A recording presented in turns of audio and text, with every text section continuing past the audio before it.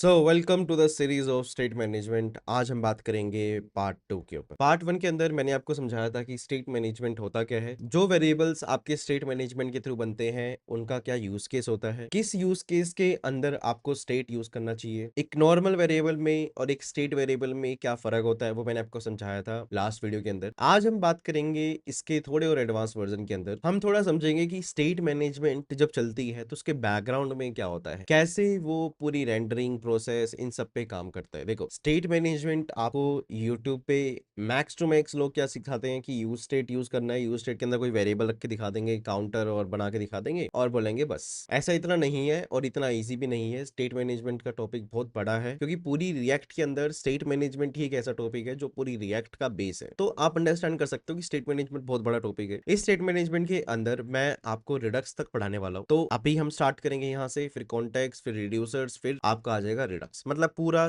Beginner to लेके advance level जो भी स्टेट के अंदर होता है, ऑब्जेक्ट्स को कैसे हैंडल करना है, एरेस को कैसे हैंडल करना है। लेट्स सी इस वीडियो के अंदर हम कितना कवर कर सकते हैं। रेस्ट ऑफ द अमाउंट हम सीरीज के अंदर बांटते रहेंगे। हमारी वीडियोस एटलीस्ट 20 मिनट की होंगी, 20 से 22 मिनट की। तो आपको बस ध्यान लगा के सुनना है और अंडरस्टैंड करना है। और इस वीडियो से पहले अगर आपने पार्ट 1 नहीं देखा तो पार्ट 1 आप जरूर देख लो। पार्ट 1 में आपको समझ आएगा कि क्या होता है स्टेट। फिर उसके बाद ये वीडियो आपकी है, ये वीडियो आप देखो, ठीक है। अब हम शुरू करते हैं स्टेट मैनेजमेंट। देखो, मैं जो आपको स्टेट पढ़ा भी रहा हूँ, बेसिकली मैं आपको ऑफिशियल डॉक्यूमेंटेशन से पढ़ाऊंगा और प्रैक्टिकली कैसे चलता है सब कुछ वो मैं आपको करके दिखा ही रहा हूँ। पार्ट 1 में आपने देखा होगा कैसे मैंने पूरा प्रैक्टिकली दिखाया था। ये देखो, पार्ट 1 का सारा कोड है ये। अभी हम इसमें एडवांसमेंट लगाएंगे, ठीक है, और समझेंगे क्या क्या होता है, ठीक है। थोड़ा सा मैं रिकैप दे देता हूँ। स्टेट क्या है, एक कंपोनेंट की मेमोरी है और जब आपको स्क्रीन पे अपडेट करना हो अकॉर्डिंग टू द इंटरेक्शन, जो भी इंटरेक्शन हुई है, अगर आप स्क्रीन पे अपडेट करना है यूजर के इंटरेक्शन पे, स्क्रीन पे वैल्यू चेंज करनी है, स्क्रीन पे यूआई चेंज करना है, बस वहीं पे आप स्टेट को यूज करते हो। अब स्टेट बहुत सिंपल है बट इसके अंदर बहुत सारे इसके सब पार्ट्स है जो हम एक एक करके कवर करेंगे और पूरा अंडरस्टैंड करेंगे कि पूरा स्टेट क्या है। सबसे पहले जब आप रिएक्ट शुरू करते हो तो सबसे पहला जो आपका जो स्टेट है वो यूज स्टेट का यूज होता है। यूज स्टेट क्या है मेरे भाई, अब एक तरह का हुक है, ठीक है। आप इसको पढ़ लेना, ये सब मैंने पढ़ा दिया पार्ट 1 के अंदर, ओके। अब ये आपका सबसे पहला हुक है। अब आप पूछ सकते हो कि मेरे भाई ये हुक क्या होता है। HOOK हुक मतलब होता है कि जो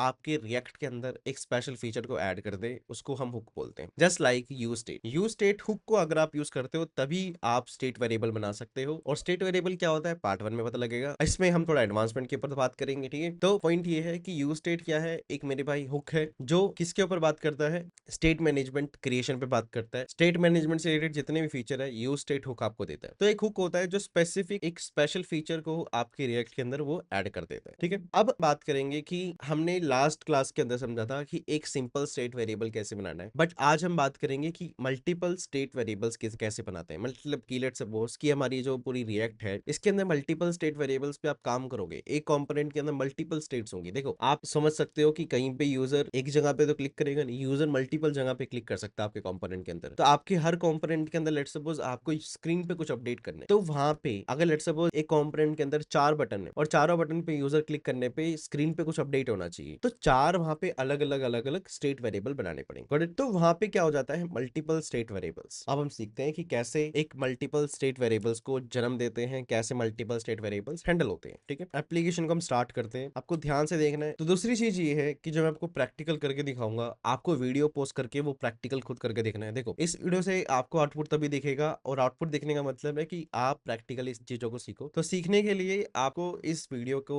पोस्ट कर के बीच में आपको खुद एक प्रैक्टिकल आउटपुट खुद लिखना पड़ेगा, तभी आप सीखोगे। और अगर आपको नहीं आ रहा वो प्रैक्टिकल लिखना या फिर लेट्स सपोज किसी दिक्कत से, तो उसको रिसर्च करो, उसको सोल्व करो, तभी इस वीडियो में आगे बढ़ो। देखो, इस वीडियो से मुझे सच व्यूज तो चाहिए, राइट, वो तो है ही अलग बात। अगर आपको आउटपुट चाहिए तो मैं आपको बता रहा हूँ कि वीडियो पॉज करो और खुद प्रैक्टिकल करके देखो बीच बीच में। तो लास्ट वीडियो के अंदर हमने करा क्या था, एक काउंट नाम का स्टेट वेरिएबल बनाया था और एक हैंडल काउंट करा था जिसके अंदर set count plus plus count करा था और कौन सा लोग हुआ था, कंपोनेंट रेंडर, राइट। ये सब हमने करा था और समझा था कि स्टेट क्या है, दो चीजें देगा, वेरिएबल देगा और उस वेरिएबल को अपडेट करने के लिए एक फंक्शन देगा, let count set count use state equals to count की इनिशियल वैल्यू यहाँ पे रखते हैं, ठीक है। अब हम एक छोटा सा कंपोनेंट बनाते हैं। लेट्स सपोज एक बेसिक 4 बटन बनाते हैं। हम बहुत सिंपल काम करते हैं, 4 बटन जिनके अंदर 4 काउंटर चल रहे होंगे। एक कंपोनेंट होगा जिसके अंदर 4 बटन होंगे और चारों बटन के अंदर अलग अलग काउंटर होंगे, ठीक है। तो हम उस कंपोनेंट को भी जन्म देते हैं। उसके लिए सोर्स के अंदर न्यू फाइल बनाएंगे, कंपोनेंट का नाम रख देते हैं मल्टी काउंट डॉट JSX, ठीक है। इसके अंदर हम क्या करेंगे, RFC करा, ठीक है, और मैंने क्या करा, सिंपल तरीके से बटन जिसके अंदर लिखा होगा count 1 increment, count 2, count 3, count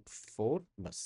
और हम और भी बटन ऐड कर सकते हैं, जैसे कि काउंट 1 डिक्रीमेंट वाला भी। ऑब्वियसली हमने इस पे कोई CSS नहीं लगाई है, तो मैं मल्टी काउंट को एक बार एक्सपोर्ट करके यहाँ पे इंपोर्ट कर लेता हूँ। आपको पता ही है ये सब है ना, app.jsx के अंदर कैसे इंपोर्ट करना है, और ये सब मैंने आपको सिखाई रखा है। तो इंपोर्ट करेंगे multi count from this, and multi count को हम क्या करेंगे, H1 और B2 बटन टैग के बाद हम यहाँ पे यूज कर देंगे, और इसको हम क्या कर देंगे, कमेंट कर देंगे, ठीक है। तो मल्टी काउंट मेरा यहाँ पे दिखने लग गया। अब स्क्रीन पे अगर आप देखते हो तो आपको बहुत सारे बटन दिखेंगे, काउंट 1, काउंट 2, काउंट 3, काउंट 4, और count 1 increment, count 1 decrement, count 2 decrement, count 3 count, ठीक है। अब इन सबको क्लिकेबल बनाएंगे, और हम क्या करेंगे, अभी 4 काउंटर्स दिखाएंगे फ्रंट पे। जैसे काउंट 1 पे इंक्रीमेंट होगा तो फर्स्ट काउंटर इंक्रीमेंट होगा, काउंट 1 डिक्रीमेंट पे क्लिक होगा तो फर्स्ट काउंटर डिक्रीमेंट होगा। इस पूरे प्रोग्राम को देखते हैं और समझते हैं कि स्टेट वेरिएबल यहाँ पे क्या जरूरी है। मैं बस यहाँ पे अभी कट मार के आपको यहाँ पे एक सिंपल CSS लगा के दिखाऊंगा। CSS आप खुद भी लिख सकते हो, राइट। तो मैंने क्या करा है, सिंपल AI को यूज कर लिया यहाँ पे, और AI से मैंने बेसिक CSS लिखवा ली, और बेसिक CSS को मैंने ऐड करने के बाद मेरे को कुछ कुछ ऐसा कुछ आउटपुट दिख रहा है, ठीक है। CSS को हमारा मेन पार्ट नहीं है, मेन पार्ट हमारा क्या है, स्टेट को सीखना, ठीक है। अब हम बात करते हैं कि देखो, काउंट 1 को भी हैंडल करना है, और काउंट 2 मतलब कि 2, और काउंट 3, काउंट 4, 4 काउंटर्स को हैंडल करना है, राइट। अब चारों काउंटर के लिए आप क्या करोगे, 4 अलग अलग अलग अलग स्टेट बनाओगे, क्योंकि काउंट 1 अलग चल रहा होगा, काउंट 2 अलग चल रहा है, काउंट 3 अलग चलेगा, काउंट 4 अलग चलेगा, ठीक है। तो चारों के स्टेट क्या रहेंगे मेरे भाई, अलग अलग रहेंगे। अब एक स्टेट वेरिएबल बनाना कैसे, ये मैंने वैसे पार्ट 1 के अंदर सिखा दिया, तो मैं फिर से बता देता हूँ। लेट करेंगे हम, और यहाँ पे लिखेंगे काउंट 1, लिखेंगे सेट काउंट 1, ठीक है, count 1 set count 1 equals to use state, और बाय डिफॉल्ट मैं वैल्यू रख देता हूँ 0। सेम वे मैं क्या करूंगा, ऐसे 4 स्टेट वेरिएबल बना लूंगा, ठीक है। तो हमने क्या करा, 4 स्टेट वेरिएबल बनाए, काउंट 1, काउंट 2, काउंट 3, काउंट 4, और यूज स्टेट के अंदर सबको लगा, और मैंने 0। अभी मैं क्या कर लेता हूँ, यहाँ पे ये मेरा कंटेनर है एक तो बटन का, तो हम एक div टैग बना लेते हैं जिसमें हम बटन्स को अलग कर देंगे। अभी के लिए मैंने div टैग करके अलग कर दिया, और एक और div टैग बनाते हैं जिसके अंदर भी जो क्लास नेम होगी वो कंटेनर ही होगी। CSS वाला पार्ट है, आपको चिंता लेने की जरूरत नहीं है, आप बेसिक CSS से भी कर सकते हैं, उसमें कोई CSS कोई इसका कोई रोल नहीं है, ठीक है। अब यहाँ पे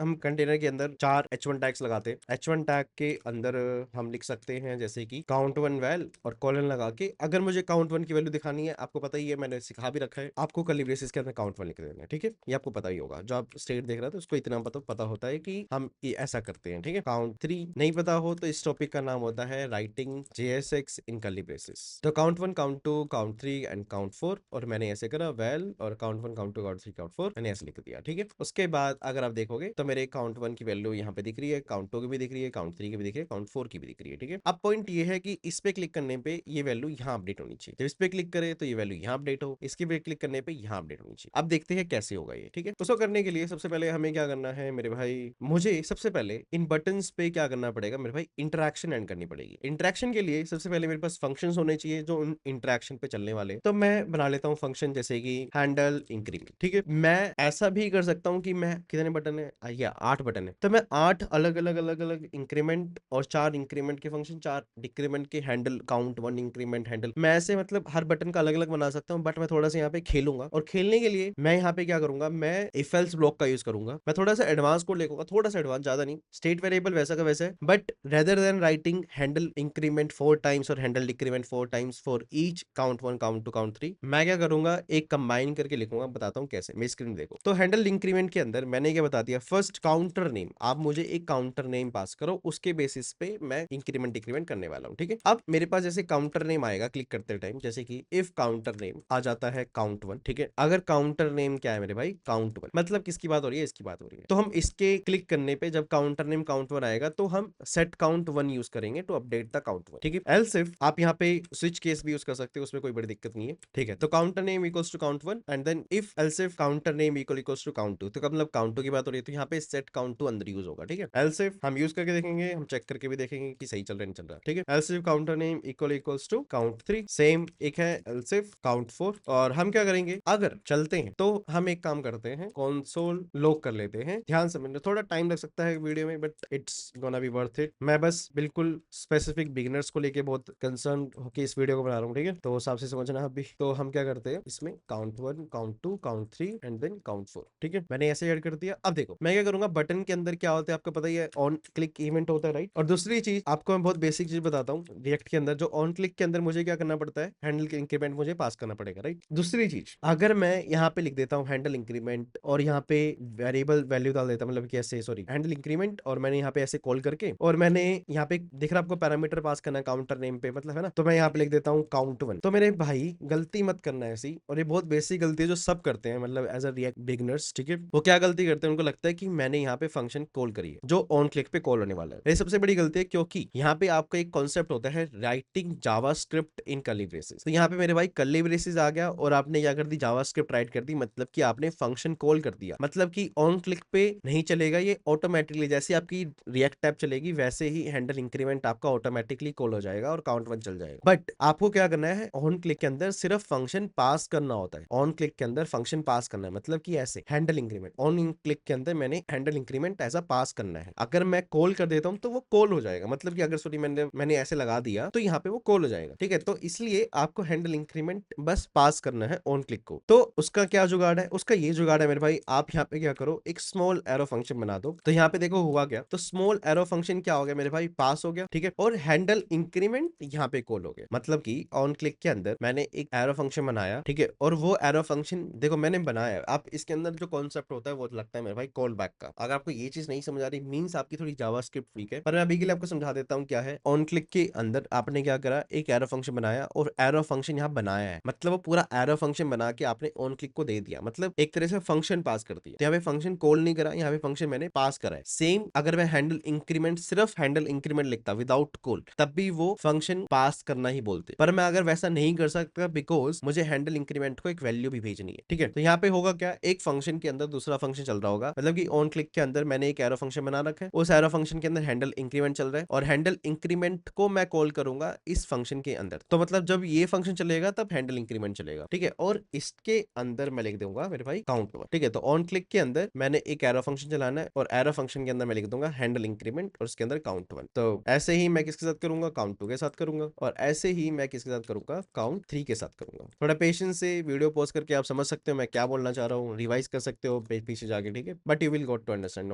नॉट अ बिग डील। देखो यहाँ हो क्या रहा है, बटन के अंदर काउंट1 इंक्रीमेंट आ गया, काउंट2 है, ठीक है। अब की बार बट सेकंड काउंट इंक्रीमेंट के लिए मुझे हैंडल इंक्रीमेंट में भेजना चाहिए काउंट2, सेम विद काउंट3 इंक्रीमेंट के लिए मुझे भेजना चाहिए काउंट3 एंड काउंट4। तो काउंटर नेम के अंदर काउंट1 काउंट2 काउंट3 आएगा, और if counter name equals to count one तो हम कैंसिल करेंगे काउंट, ठीक है। तो चेक करके देखते हैं कि ये मेरा लॉजिक चल रहा है नहीं चल रहा, बिल्कुल चलना भी चाहिए, चलना तो चाहिए मेरे भाई। रिफ्रेश करा, कंपोनेंट रीरेंडर हुए, ठीक है। देखो क्लिक करने पे काउंट1 चल रहा है, ये काउंट2 को उठा रहा है, काउंट3 काउंट4 सही चल रहा है, बिल्कुल सही है। हो क्या रहा है, आई थिंक आपको समझ ना आया तो प्लीज पीछे पीछे जाओ, वीडियो को समझो। देखो हर एक पार्ट को समझना जरूरी है, तभी आप इस चीज को समझ पाओगे कि मैं क्या बोलना चाह रहा हूँ, क्या समझाना चाह रहा हूँ, ओके ठीक है। तो अब हम क्या करते हैं मेरे भाई, देखो कौन सा लोग काउंट1 करने की जगह अब हम क्या करेंगे, सेट काउंट1 को यूज करेंगे। आपको बताइए अगर स्टेट वेरिएबल अपडेट करना है, स्टेट अपडेट करनी है, तो मुझे सेट काउंट1 फंक्शन यूज करना पड़ता है काउंट1 को अगर अपडेट करना है। तो मैं लिख देता हूँ मेरे भाई सेट काउंट1, और उसके अंदर मैंने क्या लिखा, प्लस प्लस काउंट1। आपको नहीं समझ आया, बहुत बेसिक है, कुछ नहीं है। काउंट1 की मैंने वैल्यू ले रही, देखो काउंट1 की वैल्यू क्या इनिशियल 0, तो 0 पे प्लस प्लस करा, 0 मींस 1 हो गया, तो 1 जो वैल्यू है काउंट1 की वो 1 यहाँ पे आ गई, और मैंने सेट काउंट1 लिखा और उसके अंदर पास करा 1, मतलब कि काउंट1 की वैल्यू अब अपडेट हो जाएगी 1 से। यहाँ पे हो क्या रहा है, प्लस प्लस जो भी करंट वैल्यू है काउंट1 की, जैसे 1 है, अब यहाँ पे हो जाएगी 2, तो सेट काउंट1 के अंदर हो जाएगा 2, मतलब कि काउंट1 की वैल्यू जाएगी 2 नेक्स्ट कॉल पे, ठीक है। तो क्लिक करके चला आगे देखते हैं, ये देखिए सही चल रही है, क्लियर। ऐसे ही एलसिफ के अंदर आप काउंट2 लिख सकते हो, और सिट काउंट2 के अंदर plus plus count two, and same with set count three के अंदर प्लस प्लस काउंट3, ठीक है, प्लस प्लस काउंट4, ठीक है। तो बहुत क्लियर है, सिंपल है। देखो काउंटर नेम की वैल्यू आ रही है, उसके बेसिस पे डिसाइड हो रहा है कि कौन सा सेट काउंट चलाना है। अगर काउंटर नेम आता है काउंट1 तो सेट काउंट1 प्लस प्लस काउंट1, ठीक है, सिंपल है। तो आप कोई से भी को भी कॉल करो, बस देखो बिगिनर लेवल डेवलपर्स क्या करते हैं, ये सारे हैंडल इंक्रीमेंट अलग अलग बना देते हैं, राइट। तो वो भी अलग चीज है, बट हमने क्या करा, एक जगह पे कंबाइन कर दिया हैंडल इंक्रीमेंट को, और हमने कंबाइन करके बेसिस ऑफ काउंटर नेम, उसके बेसिस पे हमने डिसाइड करा कि किसको अपडेट करना है, बस सिंपल। तो जैसे काउंट1 इंक्रीमेंट पे क्लिक करा, काउंट पे क्लिक करा, काउंट3 पे क्लिक करा, काउंट4 पे क्लिक करा, ऑटोमेटिकली आप देख पा रहे हो इजीली ये क्या हो रहा है, अपडेट हो रहा है, ठीक है। ऑब्वियसली डिक्रीमेंट नहीं चल रहा, बिकॉज डिक्रीमेंट के ऑन क्लिक पे हमने कुछ भी पास नहीं करा, तो नहीं भी हो रहा, ठीक है। सेम टू सेम करना है आपको डिक्रीमेंट के लिए भी। देखो जैसे कुछ नहीं करना, कॉपी करो और पेस्ट करो, और नाम इसका चेंज मार दो थोड़ा सा, हैंडल डिक्रीमेंट, और प्लस प्लस काउंट1 की जगह लिख दो, और सब कुछ सेम ही रहेगा, क्योंकि हम जब कॉल करेंगे तो उसके अंदर नाम भेजना पड़ेगा हमें, काउंटर नेम कौन सा काउंटर आपको डिक्रीमेंट करना है, ठीक है, और ये इजी रहेगा, सिंपल है, कोई बड़ी चीज नहीं है, ठीक है। आप एक काम कर सकते हो, इन बटन्स को हटाओ, ठीक है, और इन्हीं बटन्स को आप यहाँ पे कॉपी मारो। देखो एज अ डेवलपर आपको कॉपी करना आना चाहिए, अनटिल अनलेस आपको कोड का पता है तो कोड को कॉपी करो, कोई बड़ी चीज नहीं है, बहुत अच्छी बात है अगर आप कोड कॉपी करते हो, तो तभी जब आपको पता है कि कोड के अंदर चल क्या रहा है, ठीक है। तो मैंने यहाँ पे करा कुछ नहीं, चारों बटन को मैंने कॉपी मारा